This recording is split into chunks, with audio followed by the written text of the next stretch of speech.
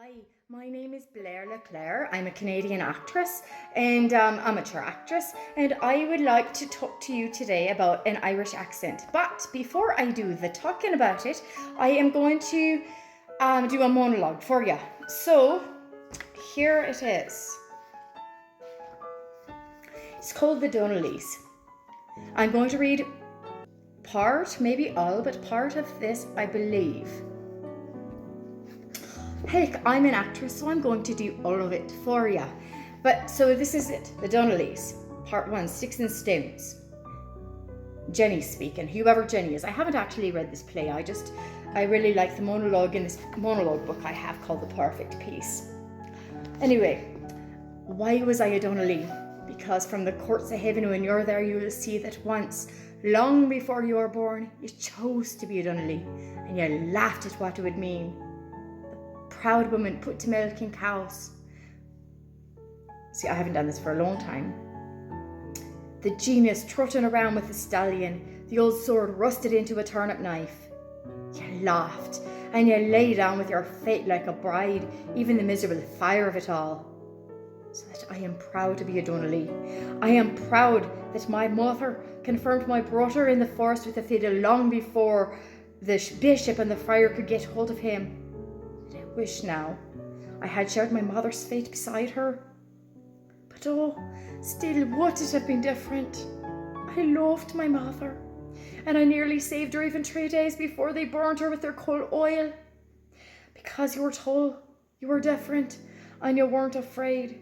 That is why they burnt you with their tongues first, and then with their kerosene. And there were other times I tried, and there was this dream about the time I tried. It was to try. And the dream I am going to show you, it repeats itself to me like a creed. I have learned I cannot tell when. I dream that I've come up to visit the farm. My motor and father are all alone. The boys are all away. I persuade them to leave with me before something happens. God, because if they leave, then the boys can leave. But if they stay, then the boys have to fight for their parents and their work all the time. There's a train. We have tickets for it, and it stops at the crossing near Andy O'Keefe's tavern. We have loads of time, except we spent 5 minutes catching the dog, and we start walking down the road when my motor looks back. So we take in the shirts on the line, but the little dog I gave them, I knew it to be a dream even in the dream, because there was still time to catch the train, but there the shirts were on the line again. Motor, come anyhow. We'll wait at the station for the next train. Motor? Motor? You're not leaving then?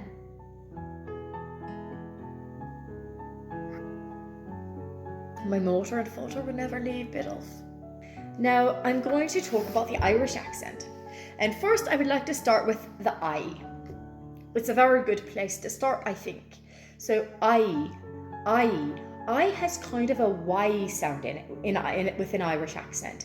In Canadian or American, it doesn't really have that sound, but it's just I. I went to the store. I. But in the Irish accent is I. It's kind of sort of like oil, like I'm going to put oil in my lawnmower, but it's not exactly the full oil.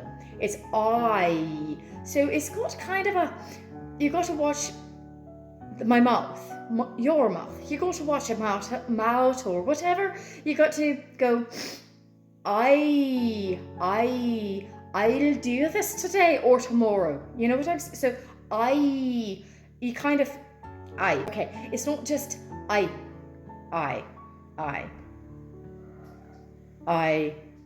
don't like it. It's not to make fun of Americans or Canadians to say that they have no personality, but it's an I. You move your mouth more. It almost is like you can't say it without moving. It's like fluid and linguistic. Now I'm going to say a sentence and then I'm going to discuss it. So it's how now brown cow. So I'm sure you've all heard how now brown cow. But anyway, I'm going to dissect it a little bit. Or how now brown. That one's a little different. How now brown cow. Look at, you can see my cheekbones, they're really working. How now brown cow. So how, oh, the cat is biting me now. This is just lovely. How now brown, ow, ow, ow. We got to really look at my lips here. Ow, ow. Now, I am guessing that you should not stress it quite so much when you do it. Like, you should not go walk down the street and go, how are you doing today? But I believe that ow, that is a good thing to practice. So how? You could just say that simple sentence. It's not going to obviously cover very much other than anything other than the ow be there. But it's how now brown cow. And in that sentence, as in most sentences somewhat, but especially in that sentence, the vowel is what changes it, because in an American or Canadian, it would be like this. How now, brown cow? How now, brown cow? How now, brown cow? But with an Irish accent, it's not like that. It's more, dare I say, interesting. So now we are going to talk about the L. L. Okay, I'm going to say it like an American or Canadian. An L. Like you can, now I'm Canadian. That's not right. But I mean like someone who's been born in Canada, who's been born here. So L. Hello. It's flat, you know? Lolo. Hello. Or love. Virtual. It's very, I don't know, it's just direct. Virtual. Virtual. There's not inflection. I don't know if that would be the right way to say it, but there's not inflection there. And it's not slower, but it's very virtual. So it's not virtual. Where the L is actually itself almost fast. So it's la. Now pretend in different languages such as French, I believe, they stress the L sounds different. It's okay. Here in American, Canadian is L. And to make that sound, I'm going to put my mouth close so you can see it. L. So the tongue is pretty, which would be L. So your tongue goes to the top of your mouth, but it doesn't stay there for very long, and it doesn't move forward or backward. It just goes L. Actually, L is kind of made with your tooth, or your tongue in front of your teeth. L. Or behind your teeth, I mean. But that is not what so L. So I guess it goes right up, straight up behind your teeth. It doesn't do anything else. But with an Irish accent, it's L. It's like your tongue is going up a little bit farther back than it does if you're speaking with a Canadian accent, but it's a little bit more like la, la, la. So you have to keep your tongue up there longer. It's la, la, longer, la, longer, longer. I don't know, when you're practicing like loaf, that's a very good word, and it's actually, then it is different also because of the V sound. It's got more of a f, love, but love, la, la. It holds it there. Hold it there for an extra second or two. Now this one, I say them back and forth, but you're going to talk, we're looking at the TH sound. TH sound. So when you're saying, I got this in Canadian, you go, I think that is thoughtful, or that is thoughtful of that fellow. That is thoughtful of that fellow. But with an Irish accent, you say more like that, tat. You can even say it ta without the H, but I would say with the H. So that, but it's more of a clipped t, that at the end, not the th, but just the t at the end. That, and the tongue sticks out more than it does when you're speaking Canadian. It's just that. So your tongue does go forward past your teeth, but just for a second. So that. With an Irish accent, you're bringing your tongue up a little bit over your teeth, a little bit longer. That is nice. That is nice. Canadian. That is nice. Actually, you can see that my tongue isn't even out of my mouth very much, but that is nice. That in Irish, that is nice. That is nice. Now, so that is nice. Another one is kind of, so I think that I say the th, no matter what, but we'll focus on that one because I just said the word but. So the U is different there, but we'll try to just ignore that for a minute. That, it's much more clipped. It's that, that. Canadian, that.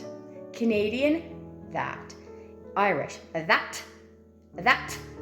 Can you even hear that? Make that sound? It's almost like you're spitting it a little bit. Like you're spitting. And the T's are more pronounced. And then the word tree. Canadian. Climb the tree. Irish. Climb the tree. Climb. I-Y. Climb the tree. I'm getting caught up with doing it Canadian and Irish. Climb the tree. Climb the tree. Climb the tree. That is not it's hard to explain, but it's more of there's like almost a tiny little bit of a little bit of air before you say the tree. Look at that tree.